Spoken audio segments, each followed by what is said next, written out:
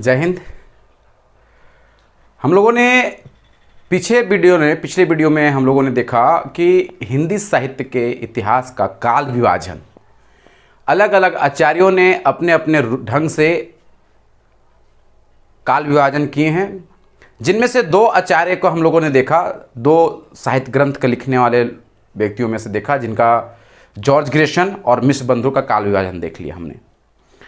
आगे के वीडियो प्रारंभ करने से पहले मैं पुनः आप लोग से निवेदन करता हूं कि मेरे इस चैनल को लाइक करें, शेयर करें, कमेंट करें और सब्सक्राइब करें और बेल आइकन जरूर दबाएं ताकि मेरे द्वारा वीडियो बनाए गए आप तक पहुंच सके। नोटिफिकेशन के माध्यम से तुरंत आपको सूचित किया जाएगा कि मेरे नए वीडियो का फिर से अपलोड कर दिया गया है। तो इन चीज़ों को आप ध्यान देते हुए, मुझे पता है कि मेरे वीडियो को आप ज़रूर देख रहे हैं लेकिन सब्सक्राइब नहीं कर रहे हैं आप लोग। कृपया करके ज़्यादा से ज़्यादा सब्सक्राइब करें और बेल आइकन ज़रूर दबा लें और अपने मित्रों को, अपने जो इस परीक्षा के लिए तैयारी कर रहे हैं, ऐसे परीक्षाओं के लिए जो तैयारी कर रहे हैं, उनके लिए भी बहुत उपयोगी है। उन्हें भी आप साझा करें, शेयर करें ताकि उन्हें भी इस वीडियो के माध्यम से लाभ प्राप्त हो।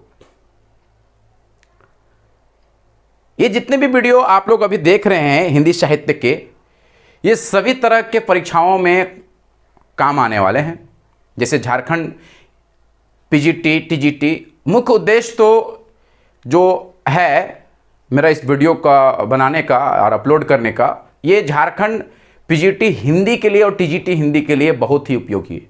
साथ ही साथ एनटीए नेट अर्थात यूजीसी नेट के लिए भी बहुत उपयोगी है, क्योंकि इन्हीं सारे प्रश्नों को पूछा जाता है।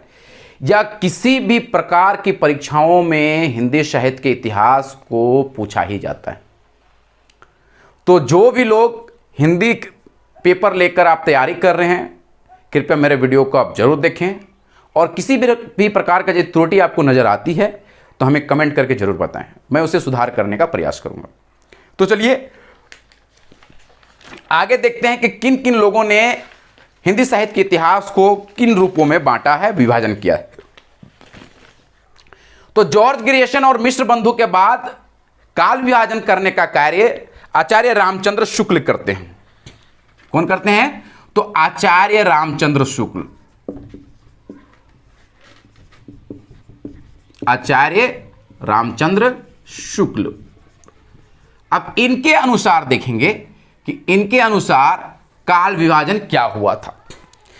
तो आचार्य रामचंद्र शुक्ल ने जितने भी काल विभाजन किए हैं उसमें उन्हें उदाहरण देते हुए भी किए हैं। बाकी लोग काल विभाजन न प्रवृत्ति को देखे हैं, न प्रवृत्ति को देखे हैं, न मनोवृत्ति को देखे हैं, न समय को देखे हैं। जैसे मन किया है वैसे किए हैं। अर्थात एक ही काल विभाजन के नियम, एक ही व्यक्ति काल विभाजन कर रहा है और कोई एक का नियम को शामिल ना करके अनेकों नियम को शामिल करके उन्होंने काल विभाजन किया है। लेकिन पहली बार यदि कोई उदाहरण स्वरूप और एक प्रवृत्ति या मनोवृत्ति को लेकर चलने वाला कार्य किया है तो आचार्य रामचंद्र शुक्ल किए। तो चलिए देखते हैं इनके द्वारा काल विभाजन किस प्रकार से है।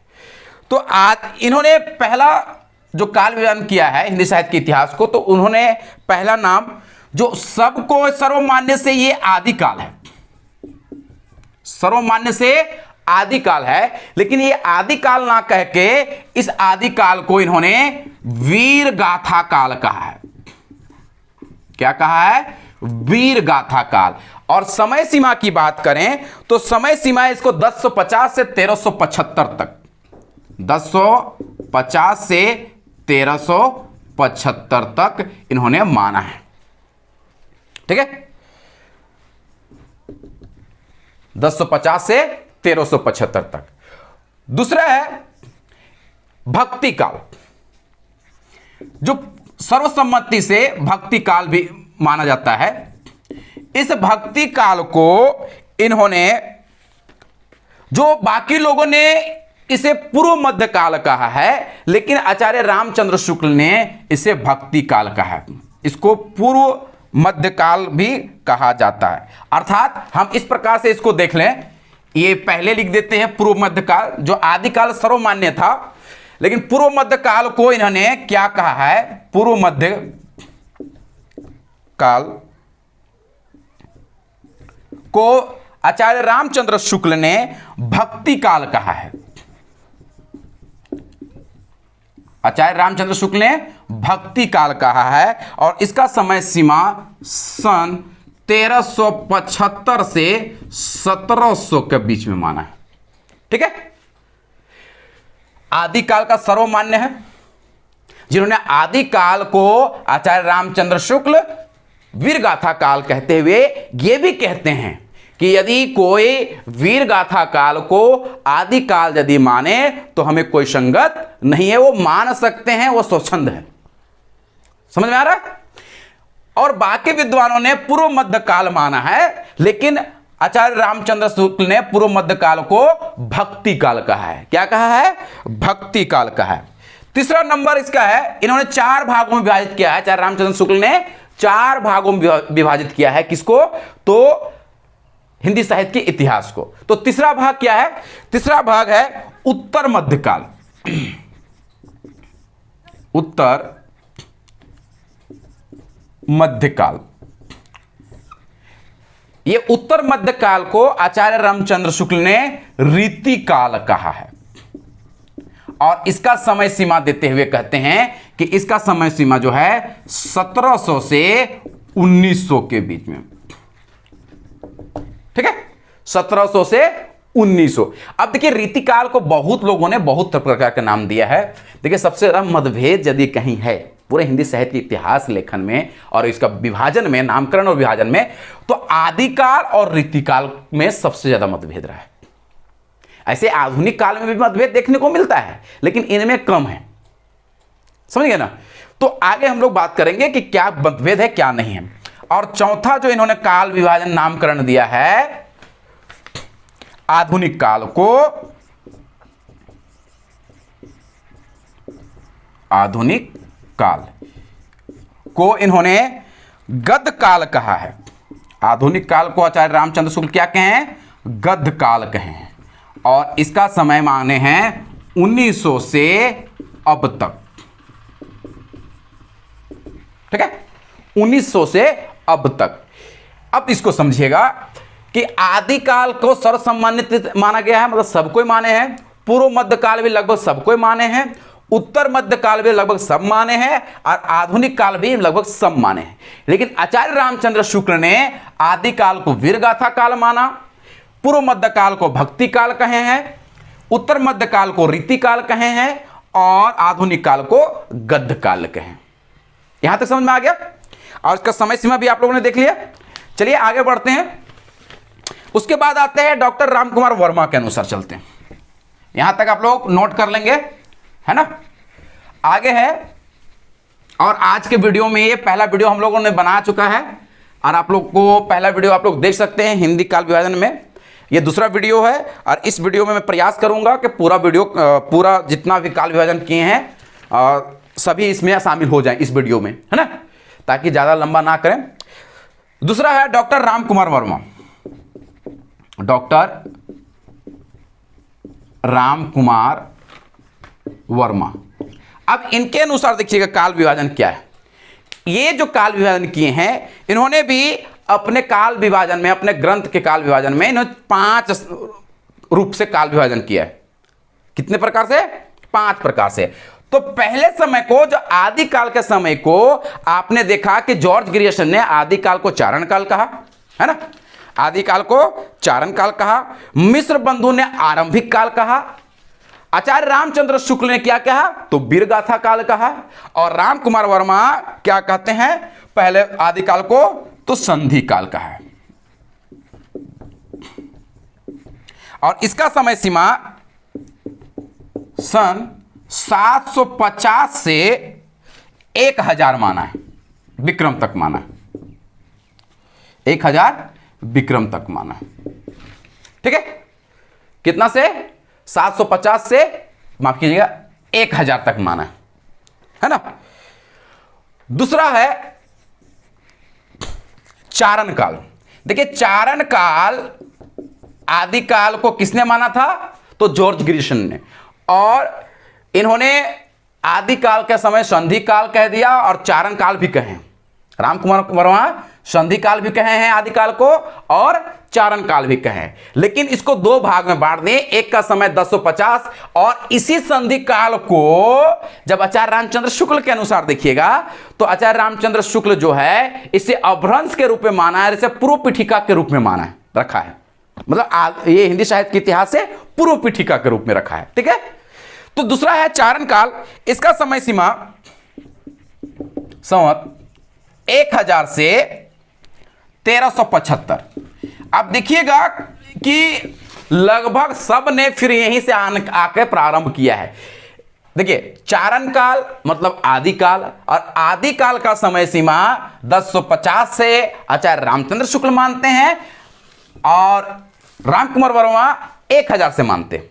50 का फर्क है, लेकिन अंतिम छोर जो जाता है 1375 दोनों का जाता है। ध्यान से रखिएगा इस चीज को। तीसरा है भक्ति काल। यह भक्ति काल जो है, भक्ति काल का समय 1375 से कितना तक? तो 1700 तक। आप भक्ति काल का समय आचार्य रामचंद्र शुक्ल के अनुसार भी देखिएगा सेम रखा गया है ना। और चौथा आता है रीतिकाल। रीतिकाल, और इसका समय रीतिकाल का समय सेम है, संवत 1700 से 1900 तक। ठीक है। और पांचवा क्या है? आधुनिक काल।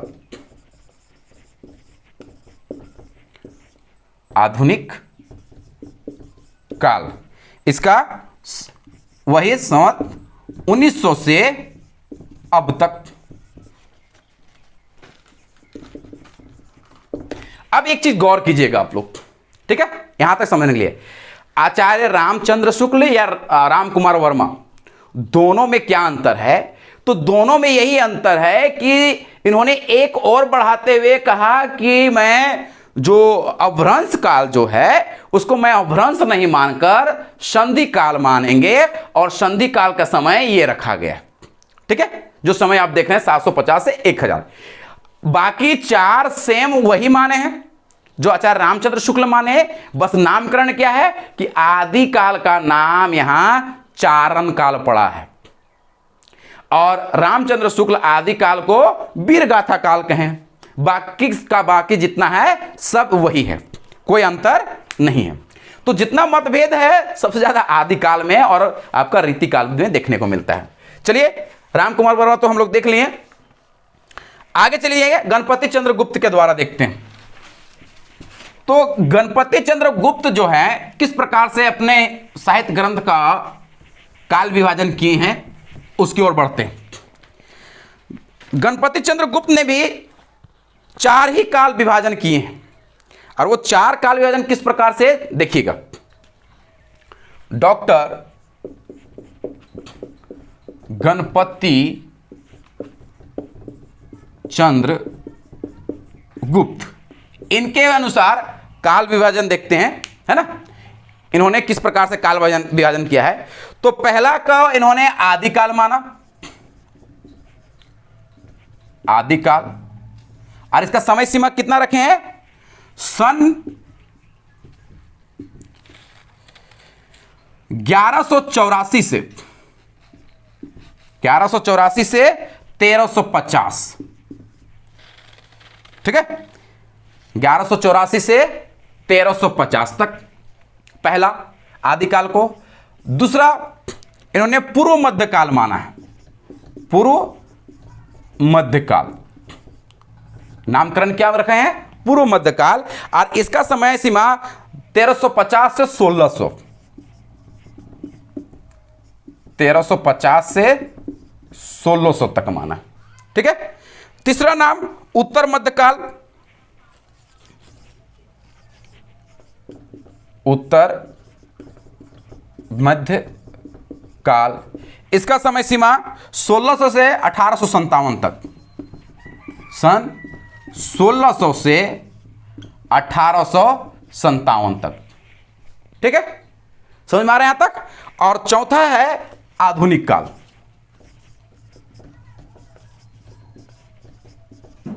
चौथा आधुनिक काल, और इसका समय सीमा माने हैं सन 1857 से अब तक।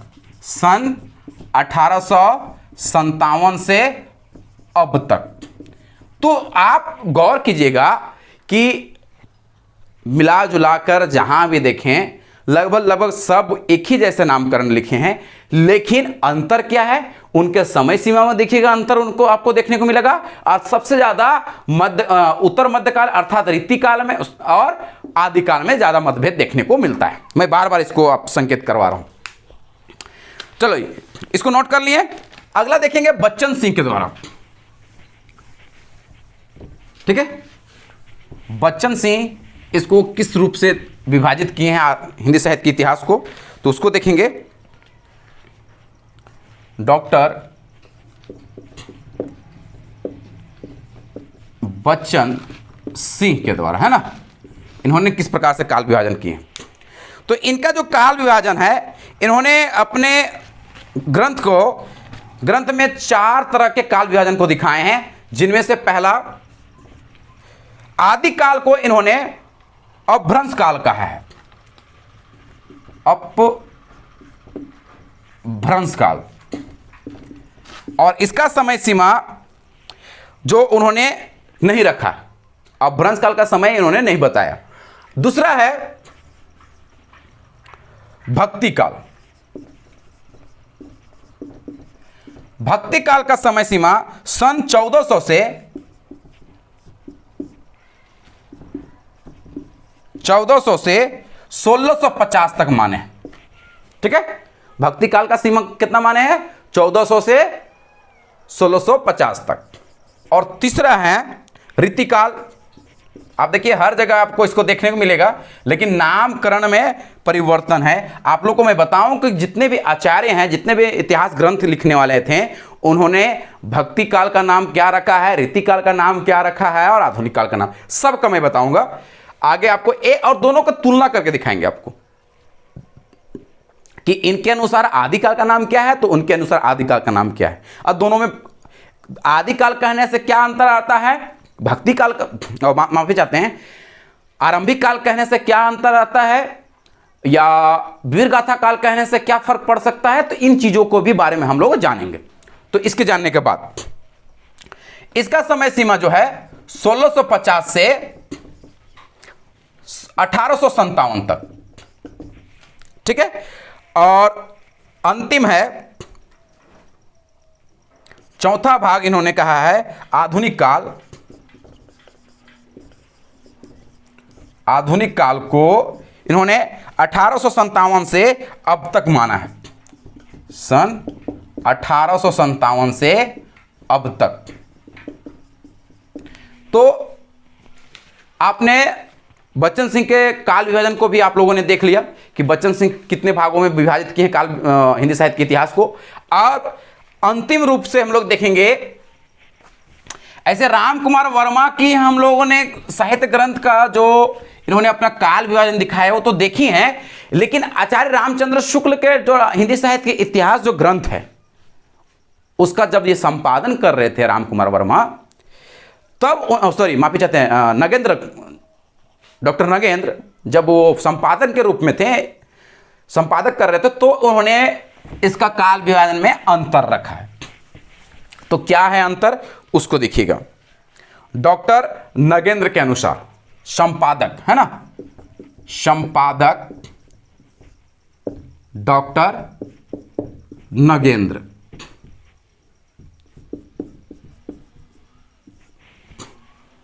डॉक्टर नगेंद्र के अनुसार ये जब संपादक कर रहे थे हिंदी साहित्य के इतिहास को, तो इन्होंने काल विभाजन किया है, और बड़ा ही खतरनाक रूप से इन्होंने काल विभाजन किया है।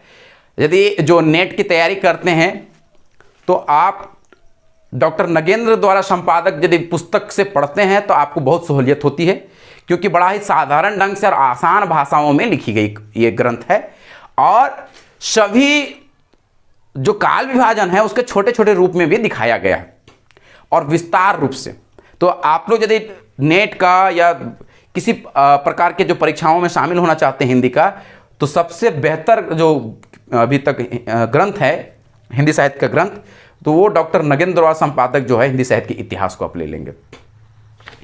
तो इसका काल विभाजन देखिएगा, इन्होंने काल विभाजन 4 जरूर किए हैं, लेकिन इन 4 का अलग अलग और रूप देखने को मिलता है।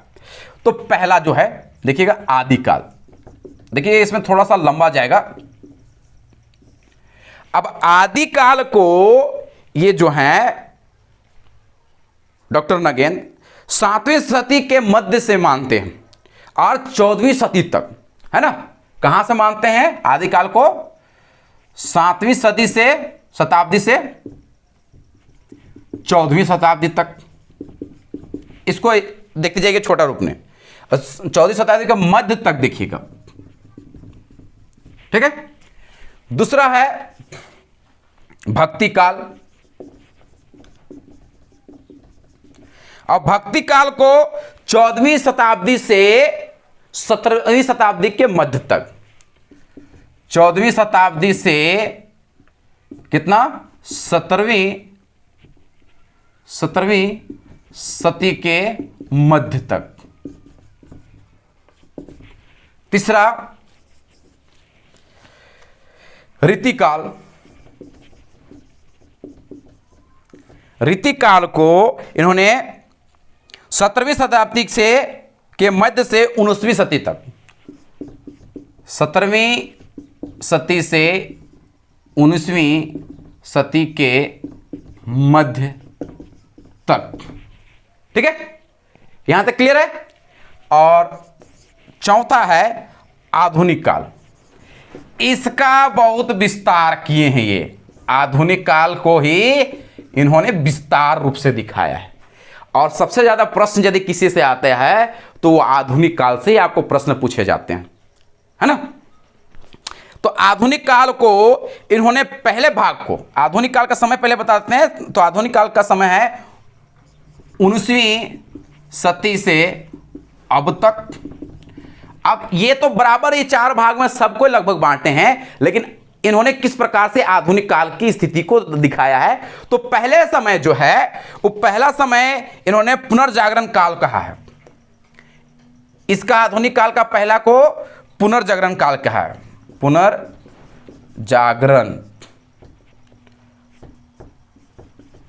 पुनर्जागरण काल, जो इसे भारतेंदु युग के रूप में भी जाना जाता है। भारतेंदु युग के रूप में भी, जो भारतेंदु युग जो है वो 1857 से 1900 के समय माना जाता है ना। भारतेंदु युग यदि आपसे कोई पूछेगा, आगे आप लोग कुछ बताएंगे जब आगे की क्लास में, आप आगे की वीडियो में आप लोग देखेंगे कि भारतेंदु युग आखिर भारतेंदु क्यों पड़ा। तो भारतेंदु कौन है पहले उनके बारे में जानेंगे, और भारतेंदु युग क्यों पड़ा इसके बारे में भी जानेंगे, है ना। दूसरा है जागरण सुधार काल।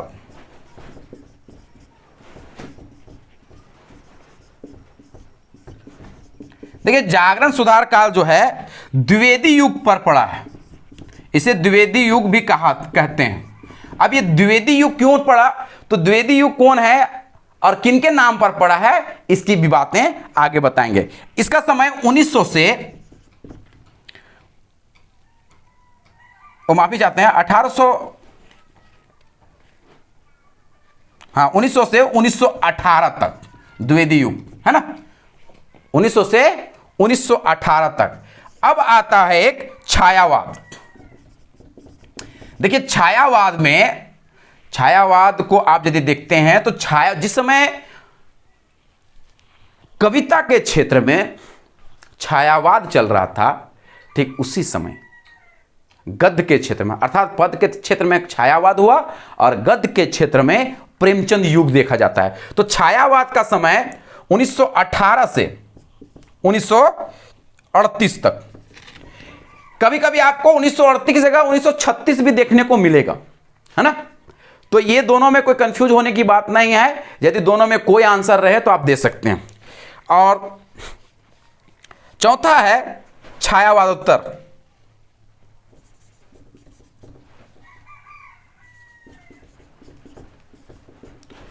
छायावादोत्तर काल को इसका समय सीमा इन्होंने नहीं दिया है। आगे देखिए, यहां पर जगह नहीं है, थोड़ा सा मैं ऊपर में रफ कर देता हूं, फिर आप लोग इसको भी नोट डाउन कर लीजिएगा। उसके बाद छायावादोत्तर काल को दो भागों में बांटा है, इसका दो रूप बनाए हैं इन्होंने। अब यहां भी हम लोग देख सकते हैं, करके देख सकते हैं, यदि आप लोग को दिखाई देता होगा तो। एक है प्रगति प्रयोग काल, प्रगति प्रयोग काल, जिसका समय ये 1938 से 1953 माने, ठीक है। प्रगति प्रयोगवाद काल को 1938 से 1953 माने है। और अगला है नवलेखन काल, नवलेखन काल, और इसका समय माने हैं 1953 से अब तक। अभी भी नवलेखन काल ही चल रहा है। तो जितने भी इस वीडियो को आप देख रहे हैं, आज ये दूसरा पार्ट था हिंदी साहित्य का काल विभाजन और नामकरण का। जितने भी तरह के ग्रंथकार थे, रचनाकार थे, उनके द्वारा जो काल विभाजन दिया गया था, उन काल विभाजनों को हम लोगों ने देख लिया। आप लोग से निवेदन करूंगा कि यदि किसी भी प्रकार की त्रुटि है तो उस त्रुटि को बताते हुए कमेंट बॉक्स में जरूर कमेंट करें। और पुनः आप लोगों से निवेदन करता हूं कि कृपया मेरे चैनल को लाइक करें, शेयर करें, सब्सक्राइब करें और कमेंट करें, ताकि आपका जो प्रेम है, आपका जो मोटिवेशन है, हमें और उत्साहित बनाएगा और अच्छे अच्छे वीडियो आप लोग के बीच में लाता रहूँगा। तब तक के लिए धन्यवाद।